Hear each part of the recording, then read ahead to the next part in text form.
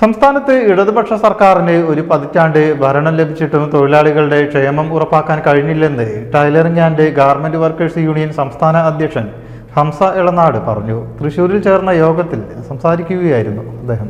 ഇടതു സർക്കാരിന് ഒരു പതിറ്റാണ്ട് ഭരണം ലഭിച്ചിട്ടും തൊഴിലാളികളുടെ ക്ഷേമം ഉറപ്പാക്കാനോ വിവിധ ക്ഷേമ ബോർഡുകളിൽ അംശാദായം അടയ്ക്കുന്ന തൊഴിലാളികൾക്ക് ആനുകൂല്യങ്ങൾ കൃത്യമായി വിതരണം ചെയ്യാനോ കഴിഞ്ഞിട്ടില്ല. കേന്ദ്ര സർക്കാർ കൊണ്ടുവരുന്ന തൊഴിലാളി വിരുദ്ധ നയങ്ങൾ ആരെക്കാളും മുന്നേ നടപ്പാക്കിയത് പിണറായി സർക്കാരാണെന്നും ഹംസ എളനാട് പറഞ്ഞു.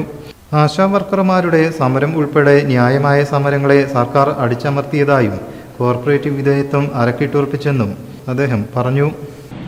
കാലയളവായി അധികാരത്തിലിരിക്കുന്ന ഇടതുപക്ഷ സർക്കാർ തൊഴിലാളി പക്ഷ സർക്കാരാണ് എന്ന് പറയുന്നുണ്ടെങ്കിലും തൊഴിലാളികളുടെ ക്ഷേമ പദ്ധതികൾ കാര്യക്ഷമമായി നടപ്പാക്കുന്നതിനും ബോർഡുകളിലെ ആനുകൂല്യങ്ങൾ കൃത്യമായി വിതരണം ചെയ്യുന്നതിലും വലിയ അനാസ്ഥയാണ് തുടർന്നുകൊണ്ടിരിക്കുന്നത്. തയ്യൽ തൊഴിലാളി ക്ഷേമ ബോർഡിൽ നിന്ന് പ്രസവാനുകൂല്യം നൽകുന്നതിൽ 15,000 രൂപ നൽകേണ്ടത് 2,000 രൂപ നൽകി ബാക്കി 13,000 രൂപ ആയിരക്കണക്കായ തൊഴിലാളികൾക്ക് ഇപ്പോഴും കുടിശ്ശികയാണുള്ളത്.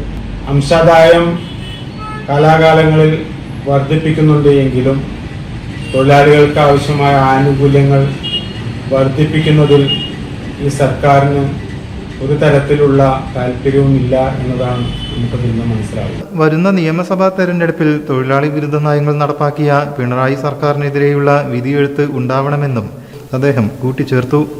തൃശൂരിൽ ചേർന്ന യോഗത്തിൽ സംസ്ഥാന general secretary EH Haneefa, Shahara Banu, Asiya Majeed, Priya Sunil, Jameela Sulaiman, Rasheeda Nasar, Saidali Valambur, Sameera Nasar, Ibrahim Wayanad, Mariya Shamsuddin, Basheer Ahmed, Salahuddin എന്നിവർ സംസാരിച്ചു. News desk, media vision.